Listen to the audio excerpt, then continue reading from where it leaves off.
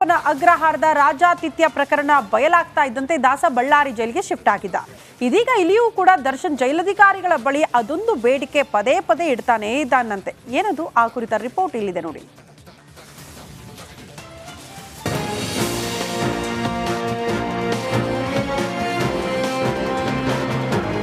ಬಿಂದಾಸ್ life, cinema shooting, ಬೇಕೆಂದಾಗ foreign tour, ಜೀವನ ಸಖತ್ತಾಗಿಯೇ ಇತ್ತು. ಆದ್ರೆ ಮಾಡಬಾರ್ದನ್ನ ಮಾಡಿ ಕಾಟೇರ ಜೈಲು ಸೇರಿ 100 ದಿನ ಮೇಲಾಗಿದೆ. ಅದರಲ್ಲೂ ಕೂಡ ಪರಪ್ಪನ ಅಗ್ರಹಾರದಲ್ಲಿ ರಾಜಾತಿಥ್ಯ ಪ್ರಕರಣದ ಬಳಿಕ ಬಳ್ಳಾರಿ ಜೈಲಿಗೆ ಶಿಫ್ಟ್ ಆಗಿದ್ದ. ಇಲ್ಲಿನೂ ದುರಂಕಾರದಿಂದ ವರ್ತಿಸಿ ಜೈಲಾಧಿಕಾರಿಗಳಿಂದ ವಾರ್ನ್ ಮಾಡಿಸಿಕೊಂಡಿದ್ದ. ದಾಸನಿಗೆ ವಿಶೇಷ ಸೌಲಭ್ಯಕ್ಕೆ ಗಣ್ಯರ ಒತ್ತಡನ.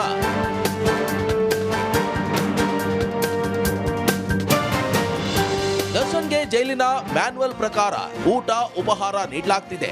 ಆದರೆ ತನಗೆ ಸರಿಯಾಗಿ ಊಟ ಉಪಹಾರದ ಜೊತೆಗೆ ಸೌಲಭ್ಯ ನೀಡ್ತಿಲ್ಲ ಅಂತ ಗಣ್ಯರ ಮೂಲಕ ಅಧಿಕಾರಿಗಳ ಮೇಲೆ ಪ್ರಭಾವ ಬೀರುತ್ತಿದ್ದಾನಂತೆ. ಅಲ್ಲದೆ ಸಿಗರೇಟ್ಗಾಗಿ ಜೈಲಿನ ಅಧಿಕಾರಿಗಳ ಮುಂದೆ ಬೇಡಿಕೆ ಇಟ್ಟಿದ್ದಾನಂತೆ. ಇನ್ನು ದರ್ಶನ್ಗೆ ವಿಶೇಷ ಸೌಲಭ್ಯ ನೀಡುವಂತೆ ಗಣ್ಯರು ಜೈಲಾಧಿಕಾರಿಗಳಿಗೆ ಒತ್ತಡ ಹಾಕ್ತಿದ್ದಾರಂತೆ. ಈ ಮಧ್ಯೆ ಕೋರ್ಟ್ ಮೂಲಕವೇ ಸೌಲಭ್ಯ ಪಡೆಯುವೆ ಅಂತ ಜೈಲಿನ ಸಿಬ್ಬಂದಿ ವಿರುದ್ಧ ದಾಸ ಹೇಳಿದ್ದಾನಂತೆ. ಅದೇನೇ ಇರಲಿ, ಪರಪ್ಪನ ಅಗ್ರಹಾರದಲ್ಲಿ ರಾಜಾತಿಥ್ಯ ಪಡೆದು ಬಳ್ಳಾರಿ ಜೈಲಿಗೆ ಶಿಫ್ಟ್ ಆದ್ರೂ ದಾಸ ಇನ್ನೂ ಬುದ್ಧಿ ಕಲ್ತಿಲ್ವಾ? ಕೊಲೆ ಆರೋಪಿಗೆ ವಿಶೇಷ ಸೌಲಭ್ಯ ಕೊಡುವಂತೆ ಒತ್ತಡ ಹೇರ್ತಿರುವ ಆ ಗಣ್ಯರು ಯಾರು ಎಂಬುದೇ ಇದೀಗ ಪ್ರಶ್ನೆಯಾಗಿದೆ. Bureau report, republic Kannada.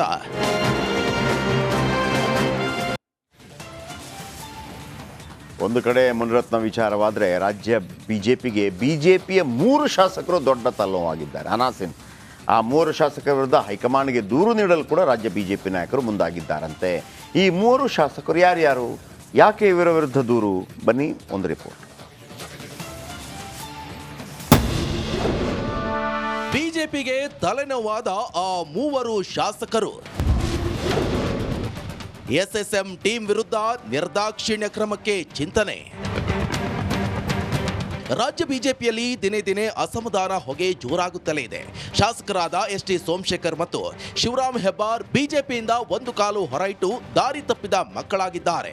ಕಳೆದ ವಿಧಾನಸಭಾ ಚುನಾವಣೆ ಬಳಿಕ ಪಕ್ಷದಿಂದ ಅಂತರವನ್ನ ಕಾಯ್ದುಕೊಂಡಿದ್ದ ಈ ನಾಯಕರು ಪಕ್ಷ ಬಿಡ್ತಿಲ್ಲ, ಡ್ಯಾಮೇಜ್ ನಿಲ್ಲಿಸುತ್ತಿಲ್ಲ. ಹೀಗಾಗಿ ರಾಜ್ಯ ಬಿಜೆಪಿಗೆ ಈ 2 ಶಾಸಕರು ಒಂದ್ ಕಡೆ ತಲೆನೋವಾದ್ರೆ, ಇನ್ನೊಂದ್ ಕಡೆ ಆರ್.ಆರ್. ನಗರ ಶಾಸಕ ಮುನಿರತ್ನ ಜಾತಿ ನಿಂದನೆ ಪ್ರಕರಣ ಹಳೆ ಮೈಸೂರು ಭಾಗದಲ್ಲಿ ಮುಜುಗರ ತರಿಸಿದೆ. ಹೌದು, ಎಸ್.ಟಿ. ಸೋಮಶೇಖರ್, ಶಿವರಾಜ್ ಹೆಬ್ಬಾರ್ ಪಕ್ಷದಿಂದ ಬಹುದೂರ ಸಾಗಿದ್ದಾರೆ. ಇನ್ನು ಮುನಿರತ್ನ ಅವಾಂತರದಿಂದ ರಾಜ್ಯ ಬಿಜೆಪಿ ನಾಯಕರು ಮುಂದಿನ ವಾರ ಈ 3 ಶಾಸಕರ ರಾಜಕೀಯ ಭವಿಷ್ಯ ನಿರ್ಧಾರ ಮಾಡಲಿದ್ದಾರೆ ಎನ್ನಲಾಗ್ತಿದೆ. ಪಕ್ಷಕ್ಕೆ ಇನ್ನಿಲ್ಲದ ಮುಜುಗರ ತಂದೊಡ್ತಿರುವವರ ವಿರುದ್ಧ ಇದೀಗ ರಾಜ್ಯ ಬಿಜೆಪಿಯಿಂದ ಕಠಿಣ ಕ್ರಮದ ಚಿಂತನೆಗೆ ಮುಂದಾಗಿದೆಯಂತೆ. ಎಸ್.ಟಿ. ಸೋಮಶೇಖರ್, ಶಿವರಾಮ್ ಹೆಬ್ಬಾರ್, ಮುನಿರತ್ನ ವಿರುದ್ಧ ನಿರ್ದಾಕ್ಷಿಣ್ಯ ಕ್ರಮ ಕೈಗೊಳ್ಳಲು ಮುಂದಿನ ವಾರ ಶಿಸ್ತು ಸಮಿತಿ ಸಭೆಯನ್ನ ಕರೆಯಲು ಮುಂದಾಗಿದೆಯಂತೆ. ಇಷ್ಟು ದಿನ ಈ 3 ಶಾಸಕರಿಂದ ಪಕ್ಷಕ್ಕಾದ ಡ್ಯಾಮೇಜ್ ಬಗ್ಗೆ ವಿಸ್ತೃತ ಚರ್ಚೆಯನ್ನ ನಡೆಸಲಿದ್ದಾರಂತೆ. 3 ಶಾಸಕರ ಬಗ್ಗೆ ವಿಸ್ತೃತ ಚರ್ಚೆ ಮಾಡಿದ ಬಳಿಕ ಹೈಕಮಾಂಡ್ಗೆ ಉಚ್ಚಾಟನೆಗೆ ಶಿಫಾರಸು ಮಾಡುವ ಸಾಧ್ಯತೆ ಇದೆ ಅಂತ ಬಿಜೆಪಿ ಮೂಲಗಳು ತಿಳಿಸಿವೆ.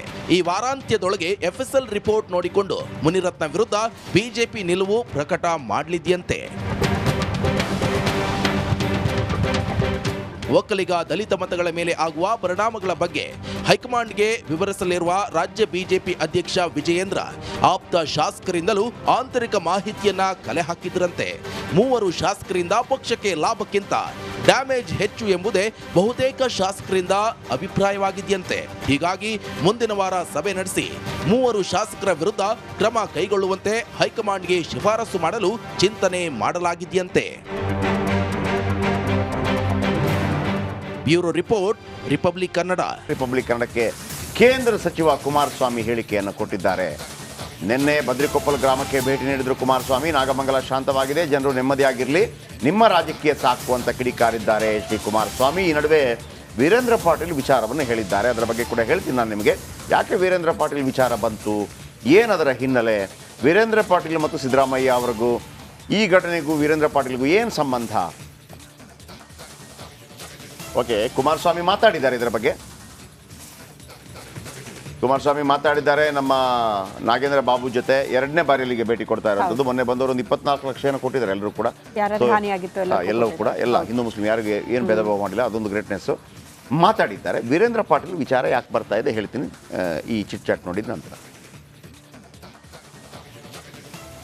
ದಲ್ಲಿ ಆದಂತಹ ಗಲಭೆ ವಿಚಾರದ ಬಳಿಕ ಇವತ್ತು ಬದ್ರಿಕೊಪ್ಪಲಿನಲ್ಲಿ ನೀರವ ಮೌನ ಆವರಿಸಿದೆ.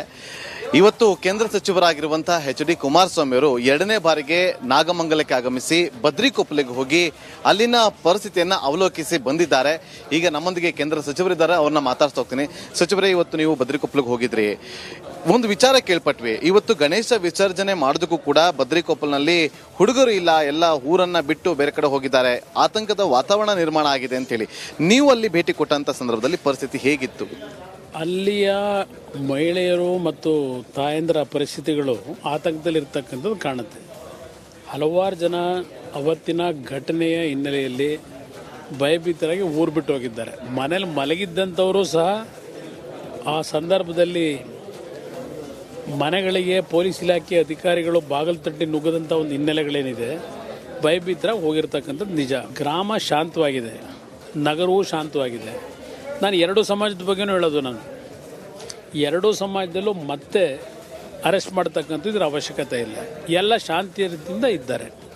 ಇಲ್ಲಿ ರಾಜಕೀಯದ ಅವಶ್ಯಕತೆ ಇಲ್ಲ. ಕಾನೂನಿನ ವ್ಯಾಪ್ತಿಯೊಳಗೆ ಕೋರ್ಟ್ ಮುಖಾಂತರ ಜಾಮೀನಿನ ವಕೀಲನಿಟ್ಟು ಬಿಡಿಸ್ಬೇಕು ಅವ್ರನ್ನ. ಅದಕ್ಕೆ ಒಂದು ವಿಂಗನ್ನು ಇವತ್ತು ನಮ್ಮ ಸುರೇಶ್ ಗೌಡ್ರಿಗೆ ಹೇಳಿದ್ದೇನೆ. 2 ಲಾಯರ್ಗಳನ್ನಿಟ್ಟು ಅವ್ರನ್ನ ಜಾಮೀನು ಕೊಟ್ಟು ಬಿಡಿಸ್ತಕ್ಕಂಥದ್ದಕ್ಕೆ. ಅದು 2 ಸಮಾಜದಲ್ಲಿ. ನಾನು ಬರೀ ನಮ್ಮ ಸಮಾಜದೇ ಬಿಡಿಸಿ ಅಂತಲೂ ಹೇಳಿಲ್ಲ. ತನಿಖೆಗಳು ಎಷ್ಟರ ಮಟ್ಟಿಗೆ ನಡೀತದೆ ಅಂತಕ್ಕಂಥದ್ದು ನನಗೆ ಚರ್ಚೆ ಮಾಡೋಕ್ಕೆ ಹೋಗಲ್ಲ. ತನಿಖೆ ಅವ್ರು ಏನು ಬೇಕೋ ಮಾಡಲಿ. ತನಿಖೆ ಮಾಡ್ತಕ್ಕಂಥವ್ರ ಬಗ್ಗೆನೂ ನಾನು ಲಘುವಾಗಿ ಮಾತಾಡೋದು ಬೇಡ. ಬಟ್ ಅಮಾಯಕರನ್ನ ಮತ್ತೆ ಸುಮ್ಮನೆ ಇತರರು ಅಂತ ಸೇರಿಸಿ ಸಿಕ್ತವ್ರನ್ನ ಪುನಃ ಅರೆಸ್ಟ್ ಮಾಡ್ತಕ್ಕಂಥದ್ದಕ್ಕೆ ಹೋದರೆ ಇವ್ರು ಶಾಂತಿ ತರಲಿಕ್ಕಾಗತ್ತಾ? ಜನ ಮತ್ತಿದ್ದಂಗೆ ಹೇಳ್ತಾರೆ. ಆ ಪರಿಸ್ಥಿತಿ ಬರ್ತದೆ. ಅದು ಆಗೋದು ಬೇಡ. ಪೀಸ್ಫುಲ್ಲಾಗಿ ಈಗ ಆಗಿದ್ರೆ ಶಾಂತಿ ಸಭೆ ಯಾಕೆ ಮಾಡಿದ್ರು ಜಿಲ್ಲಾ ಉಸ್ತುವಾರಿ ಸಚಿವರು? ಶಾಂತಿ ಸಭೆ ಮಾಡಿದ ಉದ್ದೇಶ ಏನು? ಶಾಂತಿ ಸಭೆ ಆದಮೇಲೆ ಶಾಂತಿಯಿಂದ ಇರಬೇಕು ತಾನೇ, ಎಲ್ಲ ಇದಾರಲ್ವಾ? ಇಲ್ಲ ಶಾಂತಿಯಿಂದ ಇಲ್ವಾ ಈಗ ಜನ? ಮತ್ತೆ ಯಾಕೆ ಪ್ರೆಸ್ ಮೀಟ್ ಮಾಡಬೇಕು? ಪೊಲೀಸ್ ಇಲಾಖೆಯವ್ರು ಮತ್ತೆ ಬರೋದು, ಅರೆಸ್ಟ್ ಮಾಡೋದು, ಇವೆಲ್ಲ ಅವಶ್ಯಕತೆ ಇದೆಯಾ? ಇದು ನನ್ನ ಪ್ರಶ್ನೆ. ಪ್ರತಿನಿತ್ಯ ಸಿದ್ದರಾಮಯ್ಯರು ಕಳೆದ 2 ತಿಂಗಳಿಂದ ಏನು ಹೇಳ್ತಾ ಇದ್ದಾರೆ? ಹೋದ ಕಡೆ ಎಲ್ಲ ಗದಗ್ಗೆ ಹೋಗಲಿ, ಬೆಳಗಾವಿಗೆ ಹೋಗಲಿ, ಬೆಂಗಳೂರಿನಲ್ಲಿ ಮಾತಾಡಲಿ, ಇವತ್ತು ಸಂಗೊಳ್ಳಿ ರಾಯಣ್ಣನ ಸ್ಟೋರಿ ಹೇಳ್ತಾ ಇದ್ದಾರೆ. ಸಂಗೊಳ್ಳಿ ರಾಯಣ್ಣನ ಹಿಡ್ಕೊಟ್ಟವರು ಬ್ರಿಟಿಷ್ನರಿಗೆ ನಮ್ಮವರೇ ಹಿಡ್ಕೊಟ್ರು. ಸಂಗೊಳ್ಳಿ ರಾಯಣ್ಣ ಸಾವಿಗೆ ನಮ್ಮವರೇ ಕಾರಣ. ಇದೆಲ್ಲವನ್ನು ಪ್ರತಿನಿತ್ಯ ಹೇಳ್ತಾವ್ರಲ್ವಾ? ಈಗ ಅದನ್ನು ಹೋಲಿಕೆ ಮಾಡ್ಕೊಂಡು ನನಗೂ ಸಹ ಇವತ್ತು ಸ್ವಪಕ್ಷೀಯದವರೇ ನನ್ನನ್ನು ಮುಗಿಸ್ಬೇಕು ಅಂತ ಹೊರಟಿದ್ದಾರೆ ಅಂತ ಅವರೇ ಹೇಳ್ತಾ ಇದ್ದಾರಲ್ಲ. ನಾನು ಕೂಡ ಹೇಳಿಕೆ ಬಿಡಿ, ಮುಖ್ಯಮಂತ್ರಿಗಳು ಎಷ್ಟು ಬಾರಿ ಹೇಳಾಯ್ತು? ಈಗ ಅದಕ್ಕಿಂತಲೂ ಸಾಕ್ಷಿ ಬೇಕಾ? ಅವರೇ ಹೇಳ್ಕೊಂಡಿದ್ದಾರಲ್ಲ.